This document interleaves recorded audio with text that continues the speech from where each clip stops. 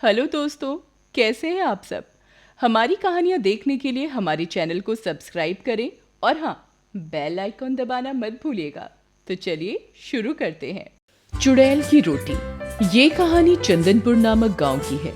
इस गांव के सभी लोग अंधविश्वास को बहुत मानते थे। उसी गांव में एक दामिनी नाम की बूढ़ी महिला अपने जीवन के आखिरी पलों को जी रही थी। दामिनी के परिवार में जितने लोग थे, एक वाहन दुर्घटना के चलते उन सभी की मौत हो गई थी और दामिनी इस संसार में बिल्कुल अकेली हो गई थी। वो अपना जीवन बिताने के लिए गांव में भीख मांगकर अपना गुजारा करती थी। एक दिन अचानक दामिनी की तबीयत बहुत खराब हो गई। बुखार के कारण दामिनी का शरीर गर्म तवे की तरह तप रहा था।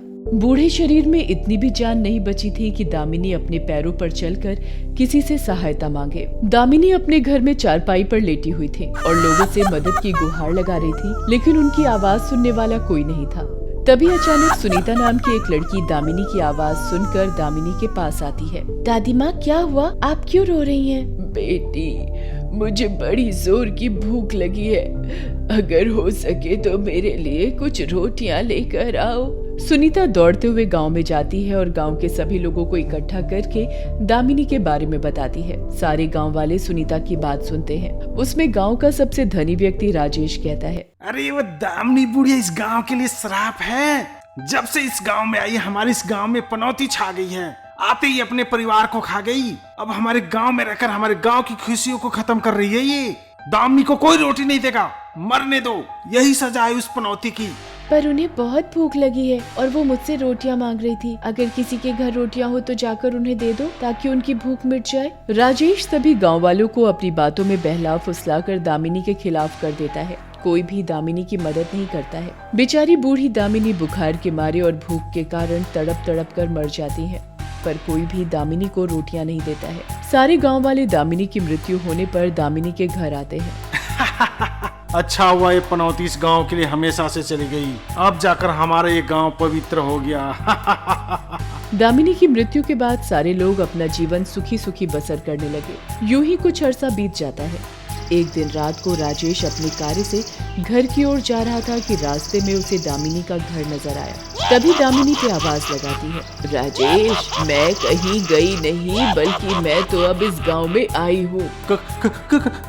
कौन हो तुम? दिखने में तो तुम चुड़ैल लग रही हो। मैं दामिनी हूँ। अब मैं चुड़ैल बनकर अपना हिसाब पूरा करने आई हूँ। तुम सबने मुझे बहुत सताया है, अब मैं उसका बदला लेने आई हूँ।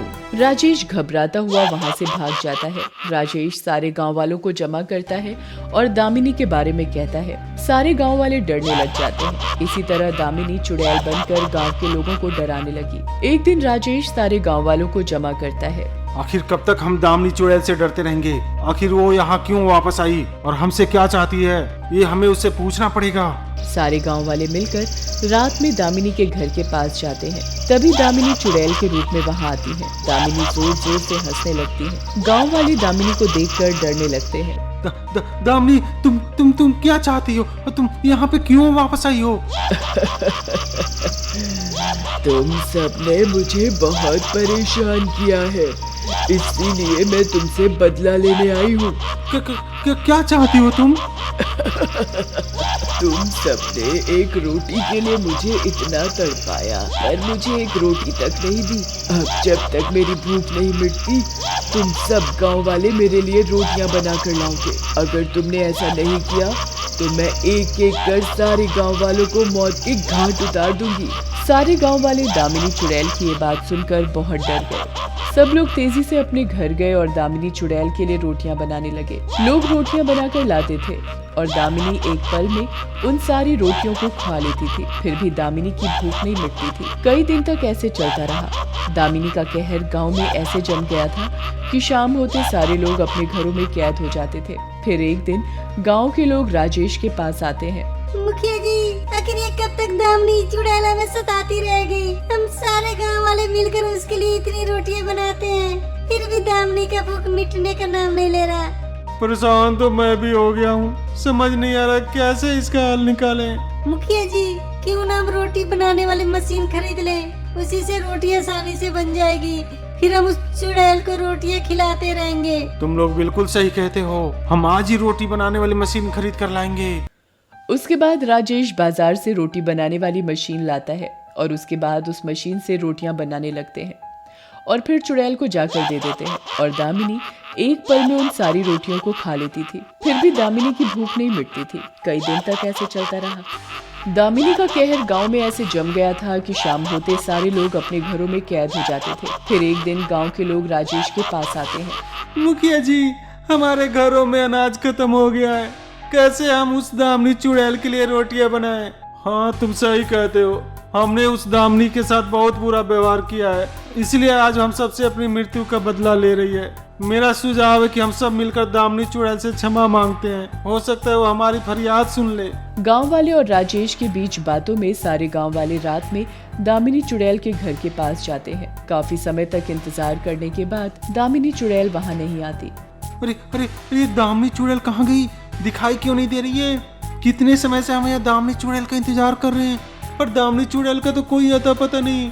काफी समय तक इंतजार करने के बाद सारे गांव वाले अपने अपने घर चले जाते हैं। अगले दिन फिर राजेश सारे गांव वालों के साथ दामिनी चुड़ैल के घर के पास आता है। तब भी दामिनी चुड़ैल वहां नहीं आती। कई दिन तक ऐसे चलता रहा।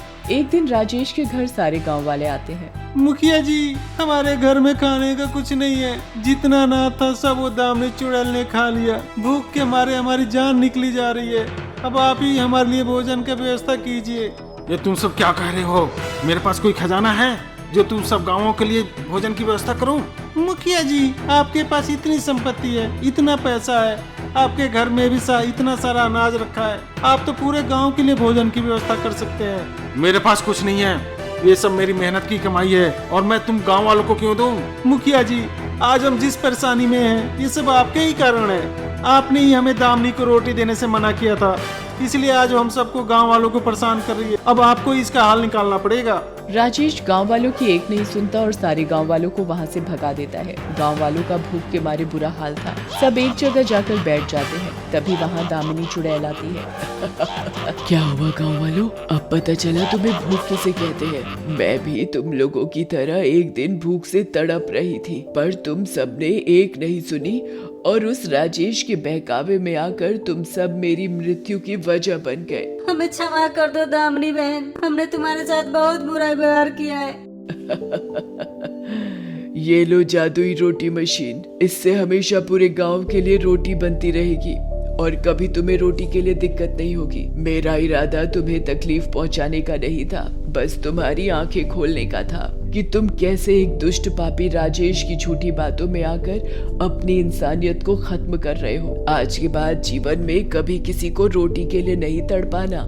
सभी लोगों को काफी अफसोस होता है और वो कसम खाते हैं कि आज के बाद हम ऐसा कभी नहीं करेंगे। गांव वालों ने राजेश को उसे गांव से निकाल दिया।